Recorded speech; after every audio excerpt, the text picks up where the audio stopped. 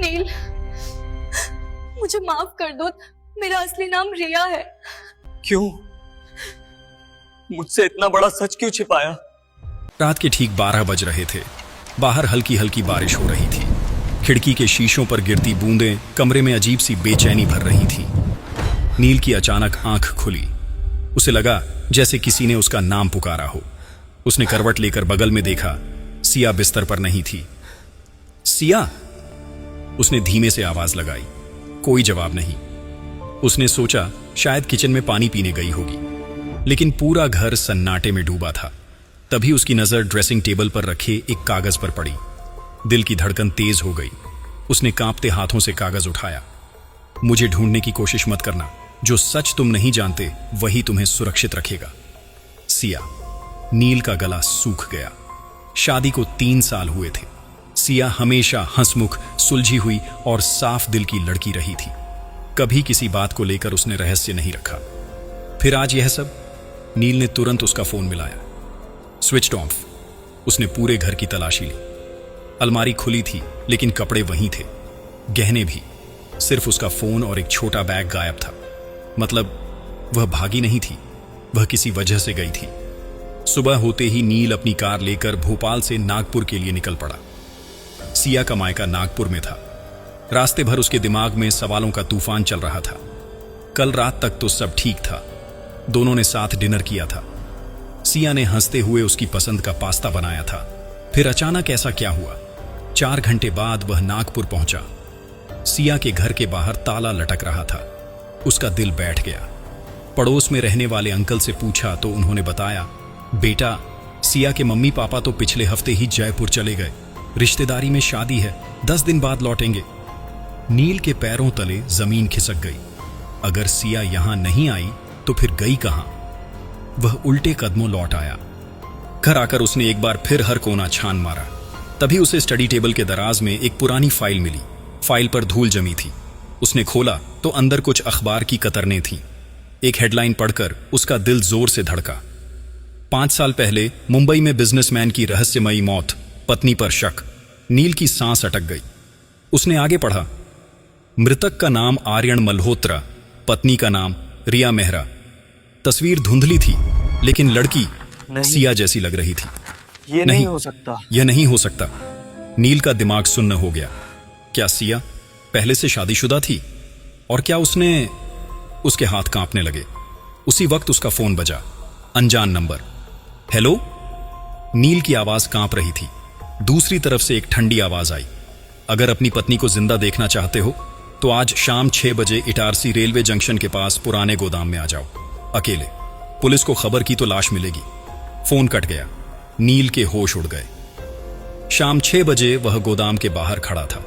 दिल जोर जोर से धड़क रहा था। अंदर अंधेरा था। अचानक पीछे से आवाज आई, नील। वह पलटा। एक लंबा चौड़ा आदमी खड़ा था, चेहरे पर दाढ़ी, आंखों में नफरत। तुम कौन हो? सिया कहां है? नील चीखा।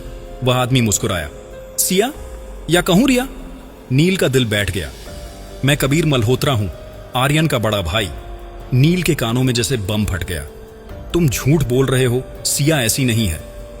कबीर ने जेब से फोन निकाला और एक वीडियो दिखाया। वीडियो में सिया जैसी दिखने वाली लड़की किसी आदमी से झगड़ रही थी। यह 5 साल पुराना फुटेज है, उसी रात का जब मेरे भाई की मौत हुई थी। नील के माथे पर पसीना आ गया। तुम क्या चाहते हो? उसने भारी आवाज में पूछा। सिर्फ सच और बदला। अचानक गोदाम के अंदर से आवाज आई, नील। वह दौड़कर अंदर गया। सिया रस्सी से बंधी हुई थी। सिया! उसने चीख कर उसे गले लगा लिया। कबीर अंदर आया। रिया। अब बताओ रिया, सच क्या है? सिया की आंखों में आंसू थे। नील, मुझे माफ कर दो। मेरा असली नाम रिया है। क्यों?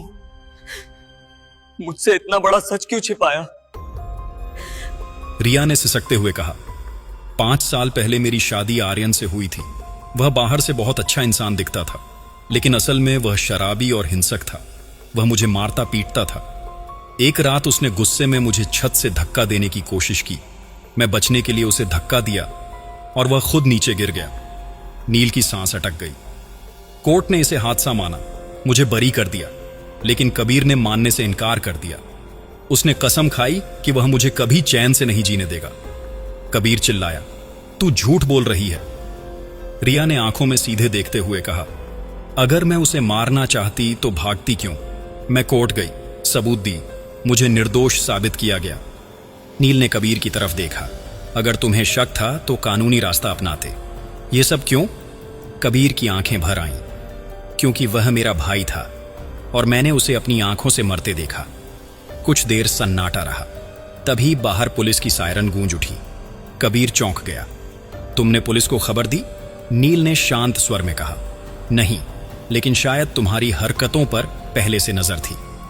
दरअसल नील ने आते वक्त अपने दोस्त इंस्पेक्टर अजय को लोकेशन भेज दी थी। पुलिस अंदर आई और कबीर को गिरफ्तार कर लिया। घर लौटते वक्त कार में सन्नाटा था। तुमने मुझसे सच क्यों छिपाया? नील ने धीमे से पूछा। रिया ने कहा, मैं डर गई थी। मुझे लगा अगर तुम मेरा अतीत जानोगे तो मुझसे नफरत करोगे। नील ने गहरी सांस ली। मुझे झूठ से नफरत है, लेकिन तुमसे नहीं। रिया रो पड़ी। मैं तुम्हारे साथ हूं, लेकिन एक वादा करो, अब कभी कुछ नहीं छिपाओगी। रिया ने सिर हिलाया। वादा। 1 महीने बाद सब शांत हो गया। केस बंद हुआ। कबीर को धमकी और अपहरण के जुर्म में सजा मिली। रिया ने अपने अतीत का सच पूरी तरह नील को बताया।